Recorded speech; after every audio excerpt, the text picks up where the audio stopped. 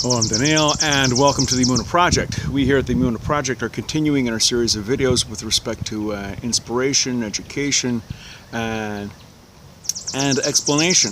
And one of the things we want to talk about this morning is the idea of prayer as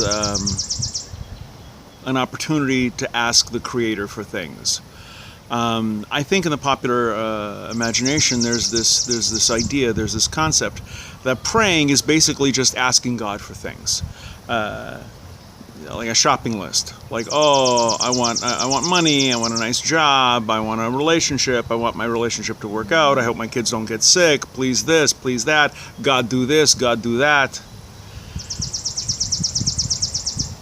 I'm not saying you shouldn't ask God for things. That's perfectly legitimate. There's nothing wrong with that. There's everything right with that. But if you reduce prayer only to telling God what you want, it's, in my view, wrong-headed. And here's why. A bunch of reasons. First of all, if that's your idea of communicating with God, God's not telling you what to do. You're telling God what to do. You're reversing the roles. The purpose of prayer, I would suggest, is to connect with the Creator, build and strengthen that connection in order to help you be a better person. Now, you can ask for guidance, you can ask for strength, you can ask for courage, insight, and, that sort of thing. But to say, oh, please God, I want to win $70 million in a lottery, you can do that, but don't be surprised if you don't win $70 million in a lottery. Ask for something that's simple, that's real, that's doable. Ask to improve your own qualities, your own personality. If you're struggling in a relationship, ask for whatever insight or sensitivity to figure out what the problem is and maybe work on it to improve yourself and to improve the situation. If you're having financial difficulties, ask maybe for a new job, a better job. How can I improve my situation? If you're going to ask, be smart. And realize that God is not some kind of heavenly Santa Claus. That's not the purpose of prayer. I'm sure a lot of people think that it is, but if you're going to take your religious life seriously, I think you need a deeper and more profound explanation from that. Talk about asking for things. I'm reminded of two stories. The first one has to do, it's a story about Napoleon Bonaparte. Napoleon was after a stunning victory. He invited all the top officers to his tent, to his place.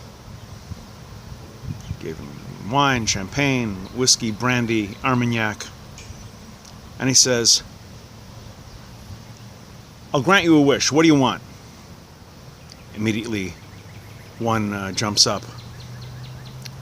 I want freedom for the Ukraine. Napoleon says, you got it. The other one says, I want freedom for Arabia. You got it. I want this, I want that, all these wonderful Slovenia, I want all these wonderful things. You got it. There was a Jewish officer, and he says, what do you want? What can I give you? What is your heart's desire? And the Jewish officer thought for a second, and he says, I would like 2 bagels with cream cheese and some lox. Napoleon snaps his fingers. Before he knows it, there's the plate, 2 bagels, cream cheese, lox. Napoleon, see you around, guys, have a nice day, jumps on his horse, rides off. And the other officers are stunned. He says, you could have asked for anything. You could have asked for power. You could have asked for riches. You could have asked for patriotic things, freedom of suffering for the Jewish people. Bagels and lox? Seriously? And the officer nodded. He picked up the bagel and he says, well, at least I got what I asked for. Sometimes people ask, and sometimes people don't get. Another more famous story of asking was just before the destruction of Jerusalem. A great sage, one of the greatest of that generation, Rabbi Yochanan ben Zakkai. There was struggling during the siege. There was struggling and fighting in Jerusalem among the various Jewish sects. In order to get out, Yochanan ben Zakkai faked his own death, had his students, carry out the corpse, and then when he was outside the walls, jumped out and he ran to Vespasian, the general. Goes to the general and says, Ave Cesare, hail Caesar. And Vespasian looks at him. He says, I should have you put to death for what you just said. I'm not the emperor. I'm merely one of his generals. How dare you presume like this? He says, you must be the emperor because God has delivered Jerusalem into your hand. As they were talking, a messenger from Rome shows up.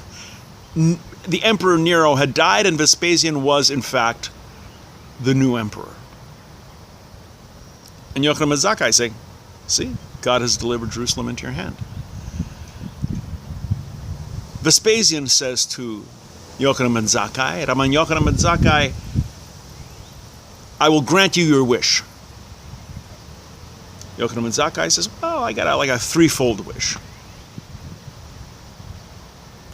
Spare the city of Yavne. Spare it. Don't destroy it like you're going to destroy Jerusalem. Allow the Sanhedrin to set up there. And allow me to establish a yeshiva for my students and for other students who wish to learn Torah. Vespasian says, great, done. Later sages in the Talmud have criticized Yochanan ben Zakkai. And they says, what? He gave you anything you wanted. Why didn't you ask him to spare Jerusalem?